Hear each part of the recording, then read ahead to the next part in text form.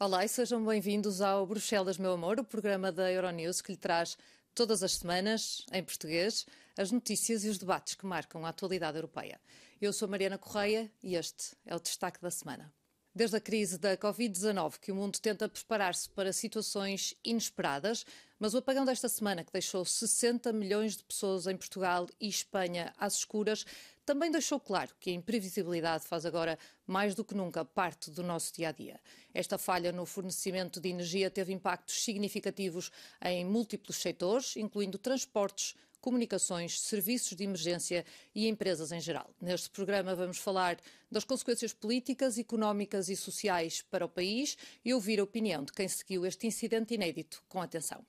E ainda, nas primeiras horas do apagão, milhares de pessoas correram às lojas e aos supermercados para terem comida, água e produtos essenciais para vários dias sem luz. A REN, Rede Elétrica Nacional, conseguiu restabelecer gradualmente a eletricidade em algumas regiões do país e durante a noite na Grande Lisboa. A gestão da comunicação do governo e das autoridades mereceu críticas da oposição a poucas semanas das eleições legislativas. Ora, eu hoje tenho como meus convidados, e que passo já a cumprimentar, Ana Vasconcelos, eurodeputada da Iniciativa Liberal no Parlamento Europeu, seja bem-vinda, Ricardo Marvão, empresário e cofundador da BTI, e Rita Cisa, jornalista e correspondente do Jornal Público em Bruxelas. Obrigada aos três e obrigada a si que está desse lado. Ora, a confusão instalou-se com a corrida aos supermercados e às bombas de gasolina. Os prejuízos ascendem a 1.000 milhões de euros, como nos conta a repórter da Euronews em Portugal, Joana Mourão Carvalho. Sabemos qual foi o problema, mas ainda não sabemos a causa. O primeiro-ministro português já pediu uma auditoria independente à Agência de Cooperação dos Reguladores de Energia Europeus sobre a origem do apagão de segunda-feira na Península Ibérica. Apesar de a empresa que gera a rede elétrica espanhola já ter descartado a possibilidade de se ter tratado de um ciberataque, o presidente do governo espanhol diz que não se pode excluir qualquer hipótese antes de uma análise independente. Além das consequências óbvias e mais imediatas, as 10 horas de apagão podem ter provocado prejuízos na ordem de 1.000 milhões de euros na economia portuguesa, segundo estimativas mais pessimistas. Joana Mourão Carvalho, para a Euronews, em Lisboa. 10 milhões de euros é muito. Ana, o que é que nos diz este apagão sobre as infraestruturas energéticas europeias? Muito obrigada pelo convite para aqui estar. Essa é a pergunta fundamental a colocar. Portanto, isto foi o maior apagão das últimas 2 décadas na Europa. Como disse bem, mais de 60 milhões de pessoas ficaram sem luz ao longo de foi basicamente quase um dia para repor toda a normalidade. E a questão que isto coloca, eu não sou especialista nas causas da falha, que ainda está para ser apurada e levará o seu tempo, e ainda bem que assim seja, para uma situação destas sem precedente ser apurada nos maiores estados para prevenir situações semelhantes no futuro. E é aí que está a questão, que se coloca a questão a nível político, que é tanto a nível de como é que se pode preparar estes sistemas para prevenir por um lado e depois poder mitigar efeitos quando uma situação destas ocorre, e por outro lado, acima de tudo, a capacidade de resposta dos serviços, sobretudo a nível de emergência, para operar numa crise destas. Portanto, vimos vários serviços a falhar. O Ciresp é um dos casos mais destacados na resposta, que não foi adequada, mas, por exemplo, ficámos a saber que os serviços de comunicação não estavam nos planos de contingência, e numa sociedade como a atual isso é uma falha muito grave. Portanto, temos que identificar as falhas que há a mitigar e para podermos preparar as pessoas e sobretudo, a capacidade de resposta dos nossos serviços públicos numa situação destas. E por falar em mitigação, Ricardo, como empresário e empreendedor, está sempre habituado a ter um plano B. O que é que fazem as empresas em geral para prevenir situações como estas? Desde já, obrigado pelo convite. Eu acho que desta vez não foi possível prevenir muita coisa. Eu lembro da minha equipa que estava em Lisboa e nesse dia foi impossível trabalhar, porque passado umas horas toda a gente ficou sem bateria, toda a gente ficou sem telecomunicações e, portanto, não deu para trabalhar. Acho que muita gente usou a rádio para perceber o que é que estava a acontecer e pouco mais. O que eu fiz do meu lado foi trabalhar aqui de Bruxelas, tentar perceber ao máximo o que é que estava a acontecer, avançar com o trabalho e pronto, não dá muito mais para fazer sem energia. Rita, há vários anos que os governos portugueses, desde Passos Coelho, António Costa até Luís Montenegro, defendem uma ligação diferente à rede europeia via Pirineus. A França não se mostra muito interessada nisso. Que políticas públicas é que podem ser seguidas através de Lisboa ou de Bruxelas para resolver a situação da energia na Península Ibérica e a dependência que temos de Espanha, para que sejamos menos vulneráveis a falhas como estas? Bem, cumprimento também os outros dois convidados e a Mariana e quem está a assistir em casa. Tenho dificuldade em responder a essa pergunta porque eu acho que as políticas públicas, neste caso, passam só por garantir que o sistema de distribuição está adaptado às necessidades e à geração. Parece-me evidente nesta altura que, apesar de não sabermos quais são as causas, percebemos que o sistema de distribuição não está adaptado à produção energética que é dominante na Península Ibérica e que se tornou dominante precisamente pelo facto da Península Ibérica ser uma ilha energética face ao resto da União Europeia. E acho que do ponto de vista de Bruxelas, que convém também assinalar, não tem nenhuma competência sobre a política energética dos Estados-membros, mas que do ponto de vista de Bruxelas é, digamos, a política correta em termos de diversificação e de redução da dependência dos combustíveis fósseis para um sistema sustentável, ou seja, baseado nas energias renováveis.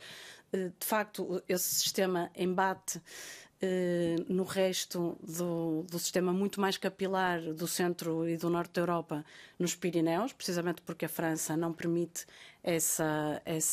não tem permitido essas interconexões, e é um facto que os sucessivos governos batem nesta tecla. Enfim, já tentaram.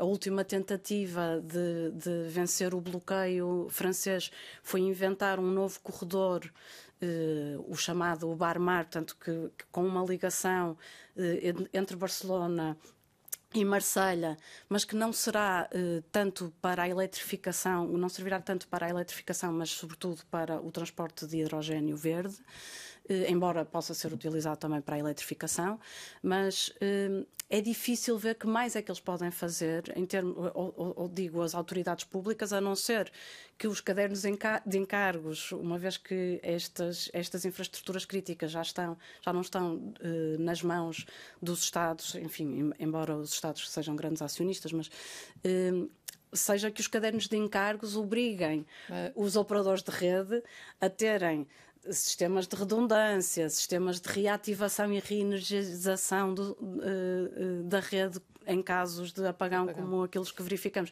Enfim, uma série de especificidades, prerrogativas até técnicas que evitem situações, ou quer dizer, evitar ao máximo, um bocado como o Ricardo dizia, há situações que não são evitáveis, mas que possam reduzir e mitigar os riscos quando eles acontecem. Mas neste caso eu até diria que, em termos de segurança, se olharmos para toda a segurança possível, é impossível. Isto não, monetariamente é caríssimo. Exato. Ter todas as seguranças possíveis. Portanto, há sempre algum risco. Exato. Senão a energia fica caríssima. Claro, e a questão política, como a Ana dizia, acho que é um bocado perceber qual é o nível de tolerância ao risco que as sociedades estão dispostas a... E para isso é preciso informação, não é? Acho que isso foi o que a Ana está a concordar. Queria ouvir a sua opinião. Aqui toca num ponto fundamental, que é muitas vezes, quando temos estas discussões, e sobretudo quando elas são politizadas, parece que há soluções perfeitas. E não há. Há sempre riscos que há que equacionar, e já agora isto aplica-se a todas as políticas, sobretudo no que toca ao ambiente, à transição energética, há escolhas a fazer, há custos e benefícios a equilibrar. nuclear. E, portanto, surgiu logo uma discussão sobre renováveis e que nunca deviam ter sido basicamente desligadas as centrais de carvão. Isso, quer dizer, teria outros custos e nem resolveria o problema. Também se colocou em causa a dependência de Espanha ou a interligação à Espanha, quando o fato de não estarmos ligados à Espanha não preveniria necessariamente uma situação destas e muito provavelmente retardaria a capacidade de resposta. Como vimos, também para a Espanha foi importante ter o contributo de países vizinhos para conseguir restaurar a eletricidade no seu país. Portanto, não há soluções perfeitas, há sim que escolher aquelas que trazem mais benefícios ou um equilíbrio de custo-benefício aceitável e mitigar ao máximo os efeitos e, acima de tudo, capacitar as populações com a informação e os serviços de emergência e de apoio e de serviços públicos para estarem bem preparados para qualquer situação de emergência que surja, que aliás, que no mundo atual, com uma guerra às portas da Europa, eu não quero ser alarmista nem catastrofista, muito pelo contrário, mas uma catástrofe natural pode acontecer. E vamos falar disso, já a seguir. Antes vamos ouvir aqui mais algumas opiniões. Hospitais, transportes, serviços públicos e empresas em geral, tudo foi afetado pelo apagão na segunda-feira. Nos aeroportos, sem luz e com o sistema informático em baixo, muitos voos foram cancelados. Em Lisboa, o cenário era este. O problema se deu em função das bagagens, né? Que eu fui para a esteira esperar minha mala e nada. Aí, enfim, daí eu fiquei esperando por horas aqui, até umas 4 da tarde mais ou menos. Consegui um hotel assim de uma forma bem acidental. Não havia televisão, não havia internet, não havia nada. As pessoas, perguntávamos a toda a gente nos cafés, já sabem alguma coisa, alguma novidade, ninguém sabia nada. Nem sequer sei se podiam ter feito alguma coisa. Foi um apagão total mesmo. Nós somos dos Açores, então quando saímos dos Açores estava tudo normal. Chegámos, foi como entrar numa outra dimensão em que não sabíamos nada, ninguém nos disse nada, não havia informações, não havia rede. E depois não sabíamos onde deveríamos ir, perguntávamos, estava tudo confuso, sem luzes, perguntávamos qual era o próximo passo, ninguém nos dizia nada, nem do aeroporto, nem a própria polícia, portanto foi um pouco assustadora a confusão e a incógnita de onde é que a gente ia a seguir.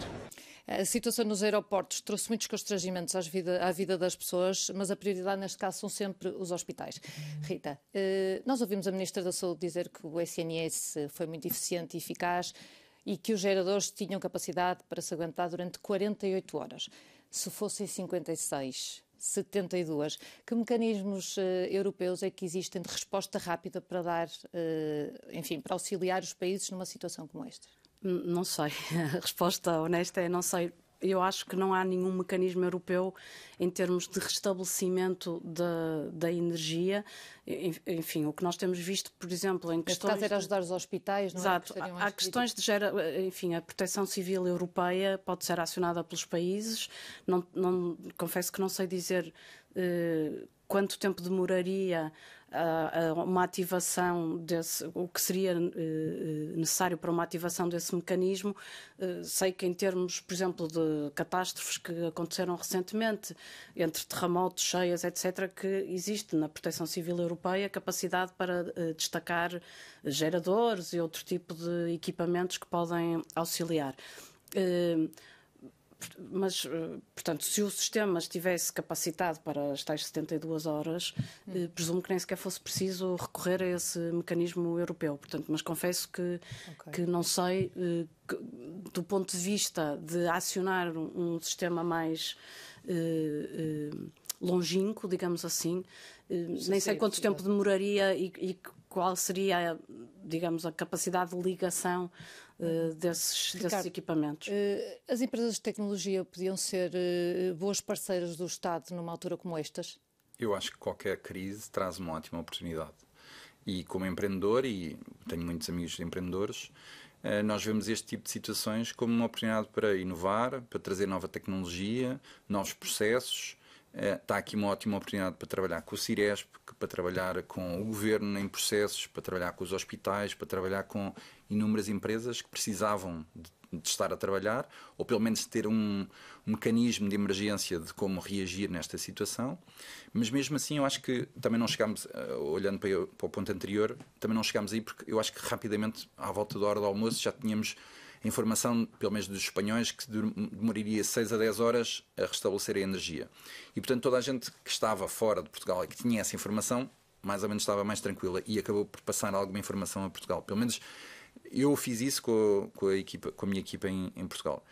Agora, há aqui uma oportunidade também para pensarmos alguns destes sistemas, seja o SNS, seja o Ciresp ou outros. O Ciresp voltou a falhar, não é? Voltou a falhar. São sistemas que têm muitos anos e que têm problemas de legacy grandes e que, por vezes, é preciso algum tipo de coragem para iniciar um novo sistema. Um sistema que funcione mesmo. E que, por vezes, devido a todas as complicações do passado e que interligações entre outros sistemas, acaba por não se tomar uma decisão. Mas se calhar há aqui uma oportunidade para começar a fazer 2 sistemas em paralelo até haver uma transição para o novo. Mas eu diria que é uma ótima oportunidade para começar essa fase. Ana, este fenómeno foi inédito na Europa pela dimensão que teve. Mas não é a primeira vez que Portugal fica às escuras. Tivemos o célebre episódio da cegonha, que deixou o sul do país até Lisboa completamente às escuras. Aprendemos alguma coisa com isso? Acho que, sobretudo, houve uma consciencialização do quão mais eletrificada é a nossa sociedade e do quão passamos a ser mais dependentes do que algumas gerações mais antigas cresceram a ser, não é? E, portanto, é uma nova realidade e ficámos todos a perceber que estamos muito mal preparados para lidar com uma eventualidade destas, tanto a nível individual com a informação que temos, e todos nós já tivemos briefings ou preparações sobre o que fazer numa eventualidade de uma emergência, mas se essa informação não é recapitulada e atualizada com regularidade, no momento em que acontece uma situação destas ou outra, mais uma vez, aliás, com o agravamento das alterações climáticas, sabemos que vamos ver fenómenos climáticos mais extremos e, portanto, é expectável que haja mais situações de emergência, mais uma vez, sem querer ser alarmista. Então pergunto-lhe se a Europa não devia ter mais protocolos comuns para estas situações de emergência energética. Acho que mecanismos de coordenação fazem sentido e já há uma grande tradição, diria, de cooperação entre Estados-membros e até com Estados que estão fora da União Europeia para acudir populações quando em situação de crise, como aliás já aconteceu quando tivemos incêndios graves e difíceis de controlar em Portugal e como Portugal também já prestou auxílio a outros países quando atravessaram problemas desta gravidade.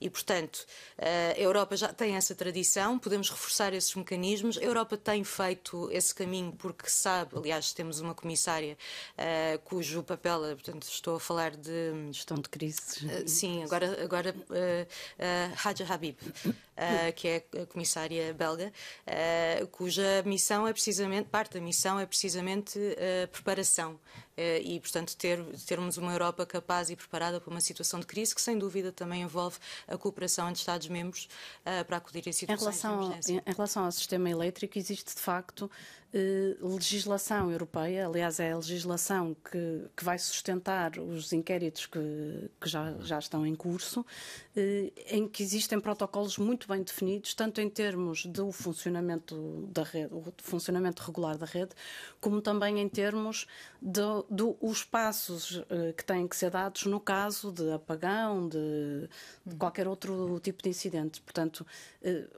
aliás, uma das responsabilidades destes painéis de peritos que estão agora a fazer a investigação ao incidente da Península Ibérica é verificar se os operadores cumpriram todos esses passos que têm que estar, portanto, todos esses passos que têm que estar previamente programados e oferecer recomendações, porque cada novo incidente traz mais experiência sobre como poder tornar as redes mais resilientes e, portanto, fazer recomendações nesse sentido. Portanto, já existe ao nível europeu essa consciência. Mas, mais uma vez, não há uma competência europeia para agir. Portanto, Bruxelas não vai dizer aos operadores em Espanha, em Portugal, em França, vocês têm que fazer isto. Mas existe um quadro de funcionamento do sistema que eles têm que cumprir. E existe cooperação entre autoridades. Exatamente. Eu imagino que quanto mais tempo passa neste caso, 6, 10 horas, se calhar não foi o tempo suficiente. Se tivesse sido mais tempo, se tivesse sido mais de 24 horas, se calhar acionava outro tipo de mecanismo de emergência. Exato. Mas sabendo que a energia já vai ser restaurada, acho que o mecanismo acaba por não ser acionado. E, portanto... Se me permite reforçar só aqui um aspecto, eu acho que até agora falámos da capacidade de resposta, mas há mesmo, falhou muito a questão dos planos de contingência. Portanto, acabámos de ver nesta reportagem, enfim, infraestruturas críticas que não estavam preparadas para uma eventualidade deste tipo ou de outro tipo, e as pessoas simplesmente não sabiam como agir e estavam sem informação enfim, da própria organização. E isto também eu acho que ao nível da União Europeia, portanto ainda estou a responder à sua questão, uma das coisas que a União Europeia eu acho faz muito bem, é uma das maiores vantagens que tem, às vezes não passa tanto pelo executivo, mas passa sim pela partilha de boas práticas, de dados e de, no fundo, identificar aspectos que em certos Estados-membros precisam de ser melhorados e que noutros Estados-membros foram bem sucedidos. E, portanto, isso, mais uma vez, acho que esta experiência vai ser útil ao resto da Europa para preparar situações destas e, portanto, a partilha de informação e políticas que possam melhorar a capacidade de resposta a todos os países. Ricardo, isto foi também um teste de stress para a economia digital? Sim, com certeza. Vivemos cada vez mais numa economia digital, toda a gente ficou sem internet, sem telemóvel, sem energia para o computador. Eu, a falar com vários amigos meus, muitos deles estavam dentro do carro a ouvir na rádio o que é que estava a acontecer. Eu próprio consegui falar com o meu pai, ele tinha um rádio pequenino em casa, era o que lhe dava o suporte, parecia que tínhamos voltado há 50 anos atrás. E a economia digital sem energia não funciona, não é? E portanto, aqui foi Mas pronto, eu acho que a crise está ultrapassada, eu acho que acima de tudo temos é que ver que oportunidade é que há aqui. Como é que Portugal reagiu a esta crise e como é que pode usar esse know-how até para trazer para a Europa, trazer para outros países que se querem preparar para uma eventualidade igual. E vamos já falar disto. Neste momento vamos ter que fazer aqui um pequeno intervalo, mas voltamos já a seguir. Contamos consigo. Até já.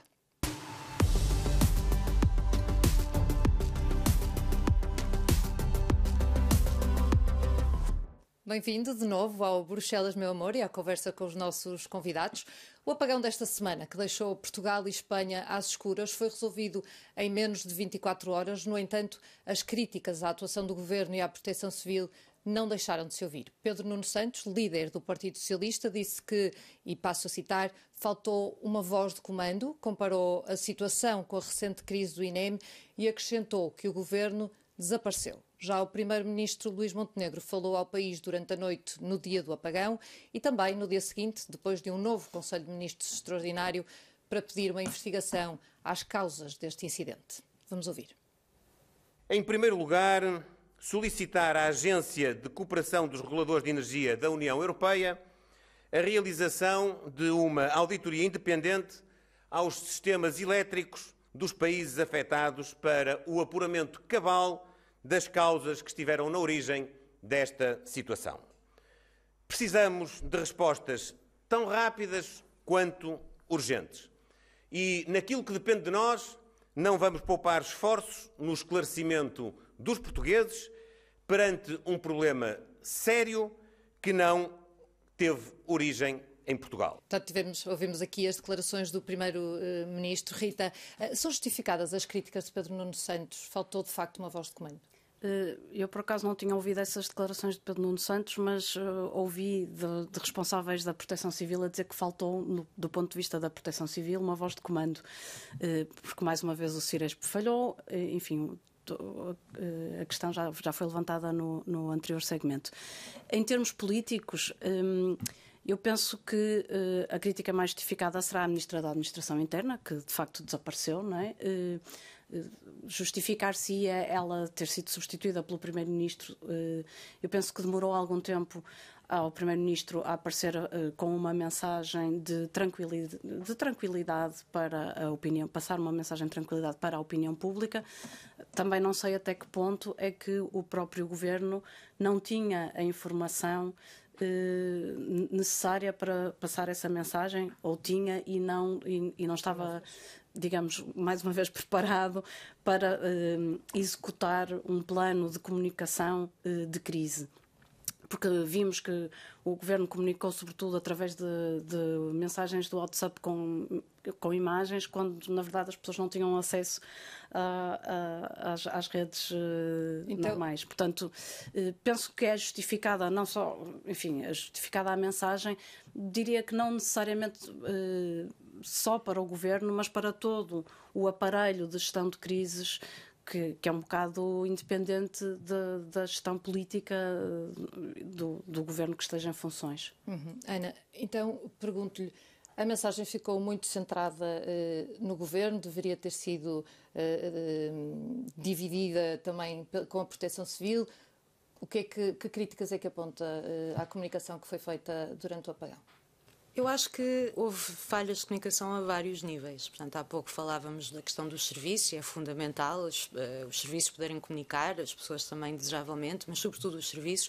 E depois é muito importante haver mecanismos de comunicação que cheguem às populações. Rádio acabou por ser o último recurso para muitas pessoas, e é preciso ouvir da parte do Governo algum esclarecimento do que está a acontecer, mesmo que ainda não se saiba, e também evitar declarações contraditórias, como acabou por acontecer. Nos primeiros momentos desta crise chegou a colocar-se a possibilidade de haver um ciberataque. Ora, sem fundamento, sem indicação que isso poderia estar a acontecer, foi motivo de alarme desnecessariamente. E o Governo deveria ter vindo falar nessa altura. Portanto, essa declaração foi feita por um ministro. Portanto, é preciso, para já, dizer, partilhar informações fundamentadas, não alarmar sem fundamento as pessoas, dizer o que está a ser feito e antecipar aquilo que pode ser antecipado, e já agora também informar as pessoas, na medida do possível, o que podem fazer para lidar com a situação em mãos. E, portanto, atualizações mais regulares acho que teria sido desejável, e, no fundo, o que passou para a população foi uma sensação de incerteza que depois vai corroendo a confiança que as pessoas têm nas autoridades, o que não é bom, seja no momento, seja para depois confiar nas nossas autoridades para resolver situações futuras. Eu queria só acrescentar uma nota que é, mais uma vez, na peça que passou, em que Luís Montenegro falou-se de auditorias que vão ser feitas, e bem, mas nós, da parte da Iniciativa Liberal, gostaríamos de ver auditorias também, auditorias operacionais, a um conjunto de serviços que é desejável que funcionem numa altura de crise, para identificar exatamente onde é que há melhorias a fazer, para não se repetir situações destas, como vimos nos aeroportos, nos hospitais. Houve hospitais que tiveram 1 hora, acho eu, de deixar de conseguir operar, funcionar, quanto a situações, enfim, de críticas de vida. Poder deixar só uma pequena nota, porque esta investigação que o Primeiro-Ministro pediu e que o Presidente do Governo de Espanha também pediu, é precisamente aquilo que está previsto na lei. Portanto, esta investigação não vai acontecer porque os governos de Lisboa e de Madrid pediram. Ela aconteceria mesmo que eles não tivessem pedido. Agora, como disse a Ana, eu acho que o que é fundamental é perceber se o Governo vai pedir auditorias ou outros tipos de inquéritos àquilo que não falhou e que era da responsabilidade do aparelho que gere, não é? Que domina. Essas eu não vi ainda que tenham sido pedidas. Ricardo, no setor privado há sempre planos de contingência. O Estado devia aprender mais com essa lógica de planeamento? Eu acho que não havia muito, só tocando aqui num ponto, não havia muito mais a fazer quando a energia de repente desaparece. E o restabelecimento da energia até foi relativamente rápido. Se olharmos para todos os apagões que houve na última década na Europa, nós fomos talvez dos mais rápidos no restabelecimento. Agora, eu também segui um bocadinho a comunicação e imagino que as pessoas que estejam em Portugal e que não tenham acesso a nada, a informação nenhuma, ficassem ansiosas, ficassem sem saber e, portanto, o que é que vai acontecer amanhã. Tínhamos a rádio, como já falamos há bocadinho. Tínhamos a rádio. Acho que, olhando aqui para o tema da Ana, que disse que os sistemas nacionais têm que ser revistos e essas auditorias têm que ser feitas, nós gostaríamos imenso de poder ajudar nisso, porque qualquer empreendedor vê isso também como uma oportunidade e, portanto, eu acho que aí está muito trabalho a fazer. Eu acho que nessa componente é que podíamos realmente trabalhar. A parte europeia vai acontecer automaticamente, portanto, aí é esperar pelo resultado. Obrigada aos meus convidados e obrigada a si por assistir. Até já.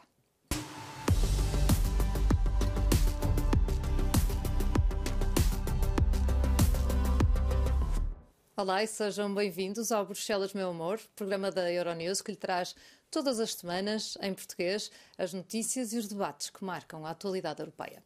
Hoje tenho comigo Ana Vasconcelos, eurodeputada da Iniciativa Liberal no Parlamento Europeu, Ricardo Marvão, empresário, cofundador da BTI, e Rita Cisa, jornalista e correspondente do Jornal Público em Bruxelas.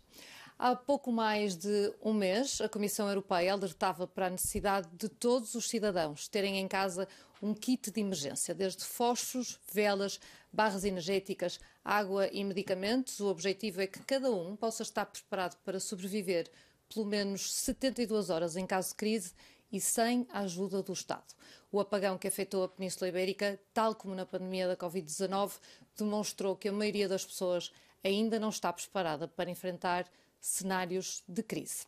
Ricardo, comece por si. A política fala de grandes estratégias, mas não deveria começar pelo básico, como, por exemplo, a educação de risco, instruções claras, formação? Eu diria que sim. Há aqui muito trabalho a fazer. Eu acho que, como empreendedor, nós olhamos sempre para as oportunidades. A nossa primeira reação depois do apagão foi: vamos marcar uma reunião com o REN. Vamos falar com eles e ver como é que podemos ajudar. Por acaso, foi engraçado que no dia seguinte ao apagão recebo um e-mail do Starlink, a empresa do Elon Musk, a oferecer, por metade do preço, um kit para terminal de recepção de internet por satélite. Aqui é que se vê a oportunidade. O empreendedor vê a crise e apresenta logo uma possível solução. Esta crise também teve muito a ver com a quantidade de energia renovável que está a ser produzida em Portugal e como é que isso afetou a rede também. Não sei se foi essa a razão, mas vamos assumir que também teve um papel. Porquê é que Portugal também não olha para a oportunidade de criar massa crítica sobre esse conhecimento, propriedade intelectual que é criada sobre esse conhecimento e comercializá-la à volta do mundo? Nós temos que ser proativos também, como Portugal, a pensar a estratégia mais a longo prazo, em vez de ser caso a caso, estamos a discutir semana a semana e nunca estamos a pensar a estratégia mais a longo prazo do país. A energia pode ser um ótimo canal de vendas, digamos assim, do talento e do conhecimento português no que toca a energias renováveis. Ana, temos visto fenómenos ainda mais graves todos os anos. Infelizmente tivemos um há pouco tempo em Espanha, em Valência, com as cheias, onde morreram mais de 200 pessoas. A Ana também vem de uma região, enfim, que muito a ver-se a riscos como os terremotos, vem dos Açores. Não devíamos já ter uma cultura de preparação para este tipo de situações, uma vez que estamos numa posição tão vulnerável? Eu acho que se há alguma coisa a retirar de uma experiência destas, ou aquela que muito infelizmente ocorreu em Valência, tragicamente mesmo, é precisamente que nós temos que ser muito mais proativos a preparar as populações para situações de crise. Mais uma vez, não é para entrar por alarmismos que eu acho que não ajudam em nada e, aliás, o pânico é um dos perigos também que se deve evitar.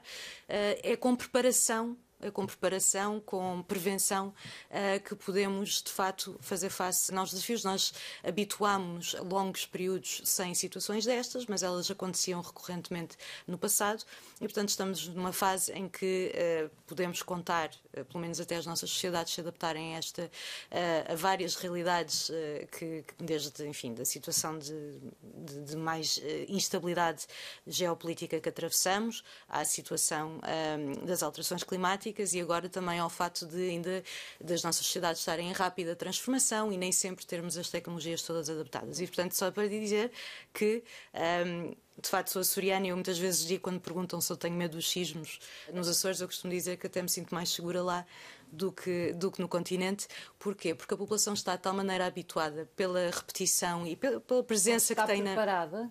Está mais preparada, quanto mais não seja pelo fato de ser mais regularmente confrontada com situações de risco desse tipo. E toda a gente tem presente na memória, eu tenho presente na memória, uma situação de sismo e, portanto, tenho mais presente o que fazer nessa situação. Não basta só ter o kit, é preciso ter a repetição dessa formação. Que lições podem os cidadãos tirar deste apagão? Quem não tinha alguns alimentos e produtos básicos em casa passou agora a ter mais cuidado com o que tem na despensa ou com o plano de contingência doméstico em caso de catástrofes naturais ou episódios como estes? A equipa da Euronews em Portugal falou com várias pessoas em Lisboa. Vamos ouvir. O rádio a pilhas, notei a falta que nos faz nestas ocasiões, mais do que o resto, porque também estava convencido que a energia voltaria mais tarde ou mais cedo. Fiquei preocupado também com as coisas que tinha no frigorífico. Não estamos preparados para não ter luz, para estar em casa sem telemóvel, sem internet. A população foi mais cívica e mais preparada do que propriamente as instituições que nos gerem. Espero que nos tenha ficado lição, porque apesar da população ter respondido bem, sinceramente deveríamos ter tido uma preparação maior. Eu já tinha tudo, eu tinha velas, tinha fósforos, tinha alguns kits de baterias, né, alguns powerbanks, e o principal, tinha dinheiro. Porque eu raramente saio sem dinheiro, porque acho que a gente às vezes confia demais no sistema, né? Multibancos podem falhar, o NFC pode falhar, o seu telefone pode falhar. Então eu acho que as pessoas às vezes confiam demais no sistema e se esquecem de coisas simples como dinheiro. Rita, por que falar de kits de emergência em 2025 soa ainda estranho quando nós estamos cada vez mais sujeitos a disrupções?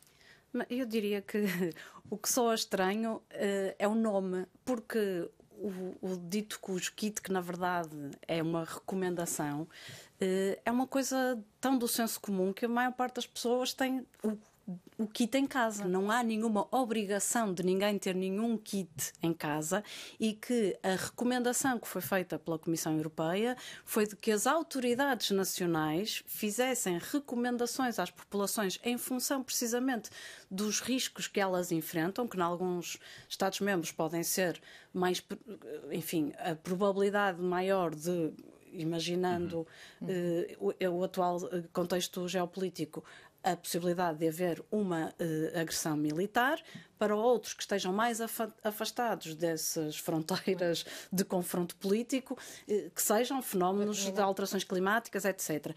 Agora, o que eu acho que todas estas entrevistas de rua nos mostraram ao longo de todo o programa foi que precisamente aquilo que as pessoas precisavam ter no seu kit e não tiveram foi informação. Eu queria agradecer de novo aos meus convidados por terem aceitado o nosso convite. Um especial obrigado à si, que está desse lado, por nos ter feito companhia. Se quiser saber mais sobre estes temas ou deixar-nos as suas sugestões ou comentários, escreva-nos para o mail do costume, bruxelasmeuamor@euronews.com. Quanto a nós, voltamos em breve com mais notícias, sempre em português, aqui na Euronews, porque Portugal também tem uma voz na Europa. Fique bem, até lá.